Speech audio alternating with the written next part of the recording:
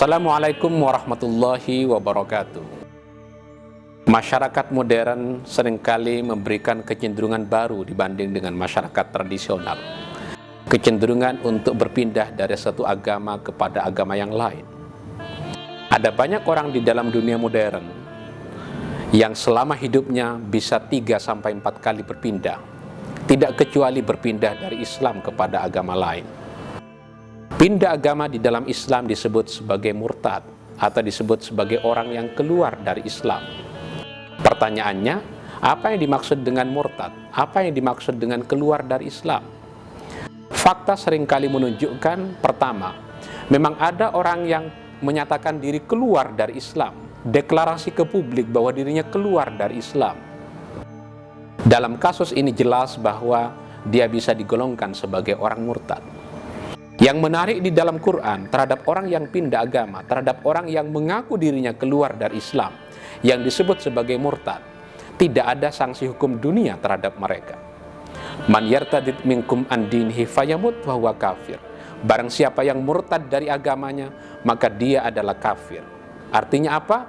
Dia dinyatakan sebagai kafir, tapi tidak ada sanksi hukum dunia terhadap orang yang keluar dari Islam. Yang kedua adalah ada fenomena bahwa orang itu tidak keluar dari Islam tapi dikeluarkan dari Islam atas putusan pengadilan. Itulah yang menimpa orang seperti Nasr Hamid Abu Zaid, seorang pemikir besar Islam di Mesir. Dia sendiri tidak pernah menyatakan diri keluar dari Islam, tapi kemudian dikeluarkan dari Islam atas putusan pengadilan. Seorang pemikir liberal Islam Indonesia, Ulil Absar Abdallah, berdasarkan fatwa sejumlah kiai ulama di Jawa Barat dikeluarkan dari Islam. Padahal Ulil Absar Abdallah sendiri tidak pernah menyatakan dirinya keluar dari Islam. Ada juga fenomena bukan mengeluarkan satu individu dari Islam, tapi mengeluarkan satu komunitas dari Islam. Fatwa Majelis Ulama Indonesia menyatakan bahwa Ahmadiyah sesat dan menyesatkan. Pernyataan ini dengan sendirinya ingin menegaskan bahwa Ahmadiyah sudah di luar Islam. Padahal kita tahu orang Ahmadiyah mengaku bahwa dirinya berada di dalam Islam. Jika Al-Quran tidak memberikan hukum duniawi terhadap orang yang pindah agama, dari mana kita bisa tahu bahwa ada hukum dunia terhadap orang yang pindah agama? Kita tahu ada hadis yang seringkali dikutip, yaitu man baddala dinahu faqtuluh. Barang siapa yang pindah agama maka bunuhlah. Hadis ini ada di dalam Sahih Bukhari, ada di dalam Musnad Ahmad bin Hanbal, ada di dalam kitab Al-Muwatta. Tidak kurang ada 7 kitab hadis yang menjelaskan tentang bolehnya membunuh orang yang pindah agama. Tapi seorang pemikir besar, Jaudat Said, di dalam bukunya La Ikraha Fiddin, dia menyatakan bahwa hadis ini hadis ahad. Tidak pernah diketahui oleh publik apa yang menjadi sebab kehadiran hadis yang membolehkan untuk membunuh orang murtad.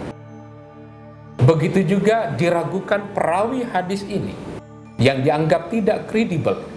Dengan demikian, hadis ini man baddala dinahu, siapa yang pindah agama maka bunuhlah, bukan hanya bermasalah dari sudut perawi hadisnya, tapi juga bermasalah dari sudut teks hadisnya. Kenapa teks hadisnya dianggap bermasalah? Karena hadis ini dianggap bertentangan dengan prinsip pokok dasar ajaran Islam yang memberikan kebebasan kepada setiap orang, apakah dia ingin menjadi orang beriman atau dia menjadi orang kafir. Kalau kita merujuk kepada Al-Quran dan tidak merujuk kepada hadis, maka praktis tidak ada masalah terhadap orang yang pindah agama. Tapi rupanya persoalan pindah agama tidak melulu bisa kita lihat dari soal teologi. Pindah agama harus kita lihat dari perspektif sosial politiknya. Pemilihan orang terhadap suatu agama seringkali dipengaruhi oleh pertimbangan sosial dan politik. Itu sebabnya memilih atau tidak memilih seseorang atas suatu agama seringkali pertimbangannya bukan atas dasar keyakinan, bukan atas dasar teologi, tapi seringkali juga terjadi karena persoalan dorongan politik dan sosial. Ada banyak orang yang dari kesadaran dirinya dia ingin berpindah dari satu agama kepada agama yang lain. Tapi karena mendapatkan tekanan sosial, maka kemudian dia tidak bisa melakukan pindah agama. Apa yang terjadi, dia beragama secara pura-pura. Dengan demikian pasti tidak mudah untuk memberikan keputusan terhadap orang yang berpindah agama dengan motif yang berbeda-beda itu. Demikian, wassalamualaikum warahmatullahi wabarakatuh.